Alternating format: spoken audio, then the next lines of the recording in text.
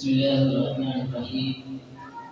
الحمد لله رب العالمين، والصلاة والسلام على سيد الأنبياء والمرسلين وعلى آله وأصحابه أجمعين.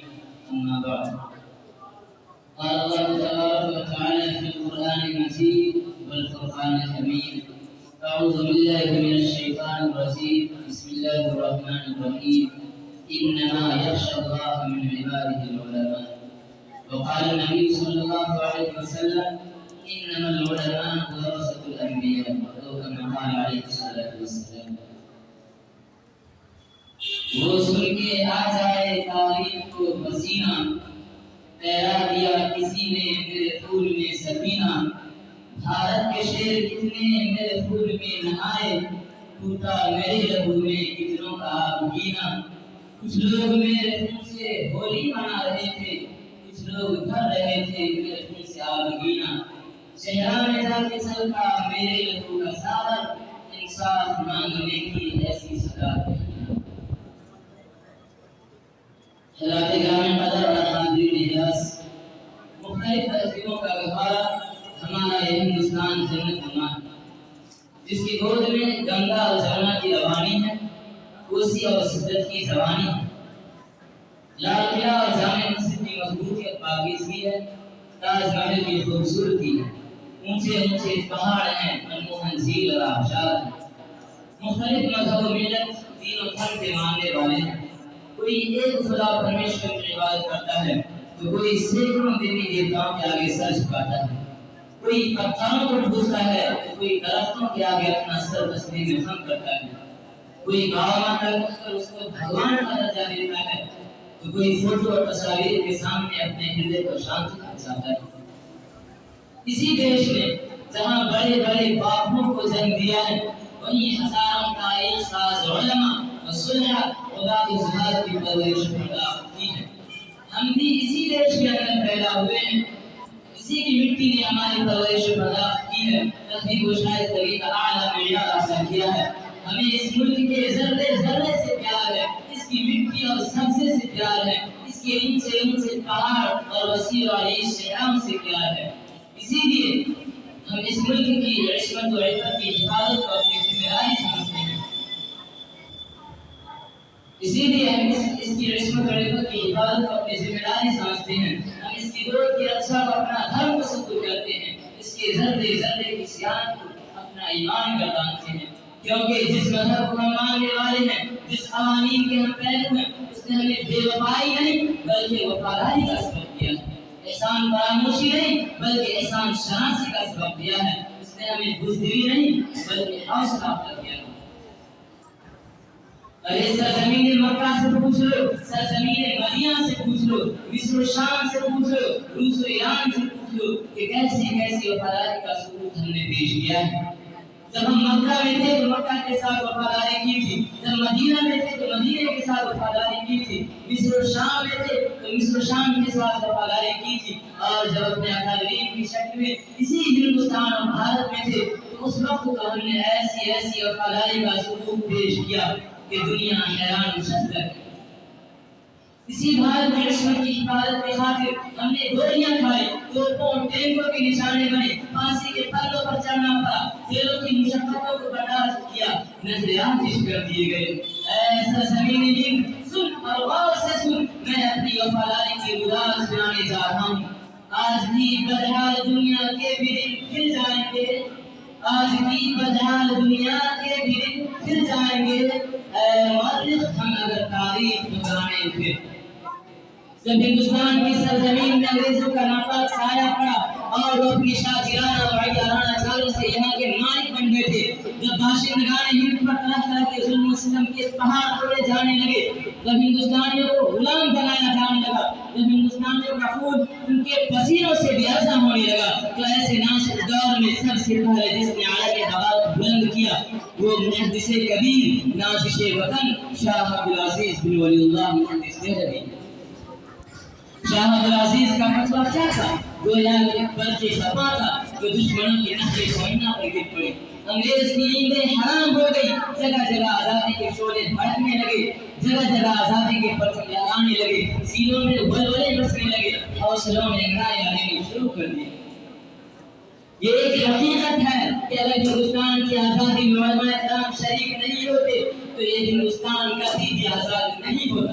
اگر یہ سرکاری آزادی نہ ہوتے تو تحریک آزادی نہ چلتی، تحریک بالاکوٹ نہ چلتی، تحریک ریشمی رومال نہ چلتی، تحریک خلافت نہ چلتی۔ الغرض علماء کرام نے اپنے پورے جگر سے اور اسے آزادی کی بندی کی ہے اور اپنے مقدس لہو سے شرع آزادی کو سیکھا اور اس کو پروان چڑھایا۔ چنانچہ سن 1897 عیسوی کی جنگ آزادی میں دو جماعت بنائے گئے، ایک جماعت انگارا جس کی قیادت مولانا جعفر خان سے کے پاس تھی اور دوسرا جماعت شاملی پر جس کی قیادت حضرت حاجی اللہ ماجد مکی کے پاس تھی۔ اس جنگ میں بڑے بڑے علماء مسلمان شہید ہوئے، اسی جنگ میں مولانا نانوتوی زخمی ہوئے، اسی جنگ میں مولانا گنگوہی زخمی ہوئے، اسی جنگ آزادی میں حافظ حامد شہید ہوئے۔ 1857 عیسوی کی جنگ آزادی میں 2 لاکھ مسلمان شہید ہوئے، جن میں 4,500 علماء کرام بھی تھے۔ صرف دہلی کے اندر 500 علماء کو پھانسی کے پھندوں پر لٹکا دیا گیا۔ سن 1861 عیسوی میں انگریز نے 3 لاکھ قرآن کریم کے نسخے کو جلا ڈالا۔ اسی کے بعد اس علماء کرام کو ختم کرنے کا فیصلہ کر لیا۔ انگریز مورخ ٹامسن لکھتا ہے کہ سن 1864 عیسوی سے لے کر سن 1867 عیسوی تک ان 3 سالوں میں انگریز نے 14,000 علماء کو تختے دار پر لٹکا دیا۔ ٹامسن کہتا ہے کہ دلی کی چاندنی چوک سے لے کر پشاور کی جامع مسجد تک کوئی ایسا درخت نہیں تھا جس پر علماء کی گردنیں نہ لٹکی ہوں۔ ٹامسن کہتا ہے کہ علماء کے جسموں کو تانبے سے ڈالا گیا۔ ٹامسن کہتا ہے کہ علماء کو ہاتھیوں کو کھڑا کر کے درختوں سے باندھ کر نیچے سے ہاتھیوں کو چڑھا دیا گیا۔ ٹامسن کہتا ہے کہ لاہور کی جامع مسجد جس کے شہر کے اندر انگریز نے پھانسی کا پھندا بنایا تھا، اس میں ایک دن میں 80 علماء کو پھانسی دے دی جاتی۔ ٹامسن کہتا ہے کہ لاہور کی دریائے راوی میں 80 علماء کو ڈوریوں میں بند کر دیا جاتا اور اوپر سے گولیوں کا نشانہ بنایا جاتا۔ محترم سامعین، مولانا حسین احمد مدنی، ڈاکٹر احمد انصاری اور مولانا ابوالکلام آزاد انہی لوگوں کی سیاسی رہنمائی میں 1920 عیسوی میں آخری جنگ ہوئی۔ اس میں بھی 500 بلال شہید ہوئے، 14,000 علماء جیل گئے۔ بالآخر 1947 عیسوی کو ہندوستان کا آخری governor general Lord Mountbatten رخصت ہو گیا اور حضرت حاجی اللہ ماجد مکی کے دور سے چل رہی آزادی کی تحریک اپنی منزل مراد پانے میں کامیاب ہو گئی۔ ایسا زمین ہندوستان سنا تم نے، یہ ہے ہماری وفاداری کی تاریخ اور اس کے رودار۔ اور آج ہم پورے حوصلے اور یقین کے ساتھ کہتے ہیں کہ اگر آج بھی کوئی تیرے سینے پر ناپاک قدم ڈالے گا اس کے پاؤں ہم کاٹ ڈالیں گے، اگر کوئی انگوٹھ نمائی کرے گا تو اس کی انگلیوں کو ہم تاش ڈالیں گے، اگر کوئی تمہاری عصمت اور عفت کو داغدار کرنا چاہے گا تو حسین احمد مدنی بن کر اس کی حفاظت ہم کریں گے۔ چاہے وہ امریکہ ہو یا روس، فرانس ہو یا برطانیہ، چین ہو یا پاکستان، کسی کی ہمیں پرواہ نہیں، کیونکہ توپوں ٹینکوں سے ٹکرانے کا حوصلہ ہمارے اندر موجود ہے۔ تیروں اور تلواروں کے سامنے ہماری پرورش ہوئی ہے۔ سرائے آج بھی آتی نفاق اسرا سے، سرائے آج بھی آتی نفاق اسرا سے، بد ہے میری زندگی کا عجرت کیس۔ اے سرزمین خاک، اب ذرا تم اپنے دوسرے یار کی خبر لو کہ اس نے تمہارے ساتھ کیا وفاداری کی اور تم کو کیا دیا۔ یہی نہ کہ اس نے تم کو ساری دنیا میں رسوا کیا، تمہارے گاندھی کو مار ڈالا، تمہارے گلے میں وطنیت کا پھول ڈالنے والے ہزاروں انسانوں کو ذبح کر ڈالا، تمہارے گود میں ہنسے کھیلتے قبیلے کو جلا کر خاک کر ڈالا، تمہارے گود میں ہنسے کھیلتے قبیلے کو جلا کر خاک کر ڈالا۔